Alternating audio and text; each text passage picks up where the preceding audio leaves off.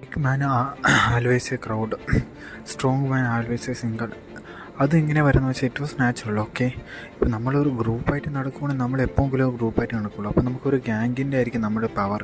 നമ്മൾ വിചാരിക്കും നമ്മുടെ ഇത്ര പേര് ഒരുമിച്ചുണ്ട്, നമ്മൾ ആരും എന്ത് ചെയ്യാനാണ്, നമ്മുടെ വിശ്വാസം നമ്മുടെ ഗ്യാങ്ങിലേക്കായിരിക്കും.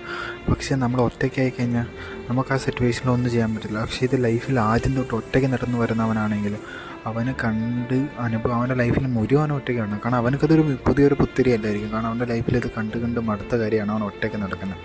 നമ്മുടെ ലൈഫിൽ ഒറ്റയ്ക്ക് നടക്കാൻ പഠിക്കുക. ഒറ്റയ്ക്ക് നടക്കാൻ പഠിച്ചാലേ നമുക്ക് സക്സസ് കിട്ടത്തുള്ളൂ. നമ്മുടെ ഡ്രീം നമ്മൾ മാത്രമേ കാണുന്നത്, അതിൽ വേറെ ഒരുത്തനും കൂട്ട് കാണത്തില്ല. അതുകൊണ്ട് ആ യാത്രയ്ക്ക് നമ്മൾ ഒറ്റയ്ക്കായിരിക്കുള്ളൂ. നമ്മുടെ പേരൻസ് ആവട്ടെ, നമ്മുടെ പാർട്ട്ണർ ആവട്ടെ, അങ്ങനെ ഒരാൾ നമ്മുടെ ഡ്രീമിന് വരുവാന്ന് വെച്ചാൽ, നമ്മുടെ ഡ്രീമിന് ഒരേ രീതി സപ്പോർട്ട് നിൽക്കുകയെന്ന് വെച്ചാൽ അതൊരു ഭാഗ്യമാണ്.